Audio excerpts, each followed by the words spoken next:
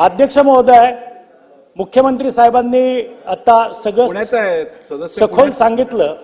याच्यामध्ये खऱ्या दोन पुण्यामध्ये आणि संपूर्ण जागी मोडस ऑपरेंडी दोन झाल्यात।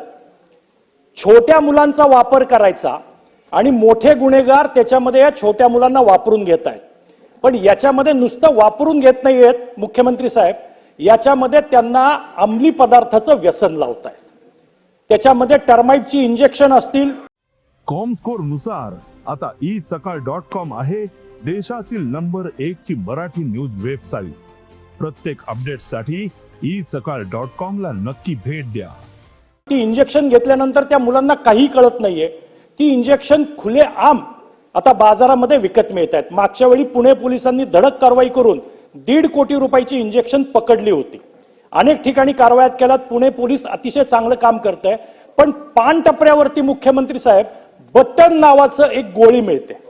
ती बटन नावाची गोळी खाल्ली की त्याला कशाची शुद्ध राहत नाही। म्हणजे पान टपऱ्यांवरती जर रात्रीच्या वेळी ह्या गोळ्या खुल्याआम सगळ्या झोपडपट्ट्यात मिळत असतील तर ही छोटी मुलं आणि मग ही मुलं घेतायत, कुणाच्याही अंगावर ते कोयते फेकून मारतायत। कोयता गँग अस्तित्वात नाही हे बरोबर आहे, पण त्या कोयत्याचं इतकं महामंडल झालंय आता की त्याच्यामुळं हे सगळं सुरू झालंय। त्याच्यामुळं हे जे अंमली पदार्थ पुण्यामध्ये मोठ्या प्रमाणात आहेत, याच्या संदर्भात सरकार काय करणार हा माझा प्रश्न पहिला आहे।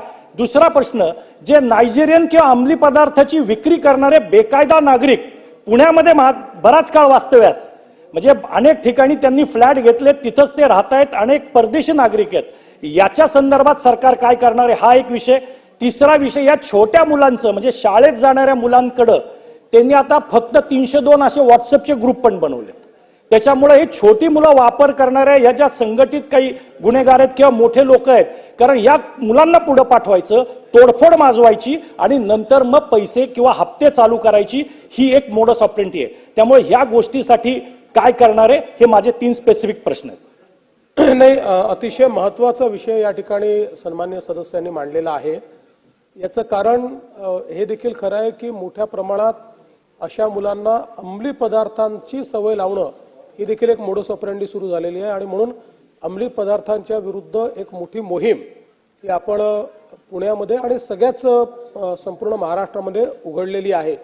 आपण बघितलं असेल तर गेल्या 3 वर्षामध्ये जेवढ्या मोठ्या प्रमाणात अंमली पदार्थ आपण पकडले तो देखील एक रेकॉर्ड आहे। पण तरी देखील याचं पेनिट्रेशन हे वाढत आहे। कारण पूर्वी हे जसे नायजेरियन पेडलर वगैरे अशा प्रकारचे लोक हे विकायचे, पण अलीकडच्या काळात डार्क वेबच्या माध्यमातून किंवा अगदी इंस्टाग्राम ही देखील एक मार्केट प्लेस झाली। इंस्टाग्रामवर त्या ठिकाणी डायरेक्ट मेसेजच्या माध्यमातून ऑर्डर प्लेस होते आणि तिथनं कुरिअरच्या माध्यमातून त्याची डिलिव्हरी होते।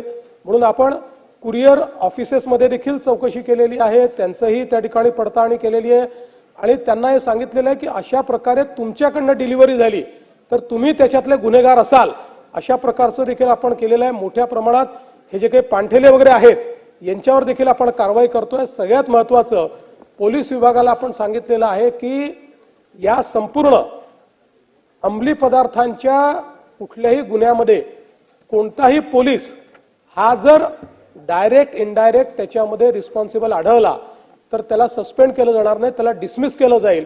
आणि पुण्याच्या केसमध्ये अशा प्रकारच्या 7 लोकांना आपण डिसमिस केलेलं आहे।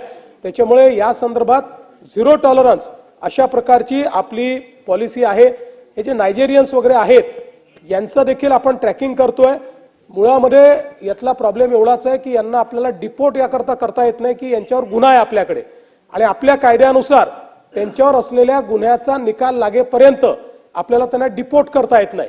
त्यामुळे त्यातले अनेक लोक डिपोर्टेशनमध्ये, जसं आता बांगलादेशी पण आहेत, आता बांगलादेशी घुसखोरांचा प्रश्न आपल्यासमोर तोच आहे की बांगलादेशी जे आपण पकडलेले आहेत यांना आपल्याला त्यांच्यावरचा गुन्हा जोपर्यंत आपण निकाली काढत नाही तोपर्यंत डिपोर्ट करता येत नाही। त्यामुळे 300 लोक पकडतो आणि त्यातले 25 लोक फक्त डिपोर्ट होतात, बाकीच्यांना आपल्याला या ठिकाणीच निगराणीखाली ठेवावं लागतं। पण आता आपण एक नवीन विचार करतोय की अशा प्रकारच्या गुन्ह्यांमध्ये जर कोणावर गुन्हा दाखल झाला असेल तर त्याच्यावर, म्हणजे जसं आपण मध्यंतरी आपल्या राज्यात एक कायदा केला जेलचा कायदा, आणि जेलच्या कायद्यामध्ये आता आपण अशी तरतूद केली आहे की एखाद्याला फर्लोवर सोडलं किंवा अशा प्रकारे पॅरोलवर एखादा गेला तर त्याचं इलेक्ट्रॉनिक ट्रॅकिंग आपल्याला करता येईल। त्याला आपण इलेक्ट्रॉनिक गॅजेट लावू आणि त्याचं ट्रॅकिंग करू। अशा प्रकारे हे जे या गुन्ह्यामध्ये अडकलेले लोक आहेत यांचं इलेक्ट्रॉनिक ट्रॅकिंग करता येईल का याची कायदेशीर तरतूद आम्ही बघू आणि ते जर करता येत असेल तर यांना इलेक्ट्रॉनिक गॅजेट लावून यांचं पूर्णपणे इलेक्ट्रॉनिक ट्रॅकिंग करू, जेणेकरून हे दुसरा अशा प्रकारचा क्राईम करू शकणार नाही.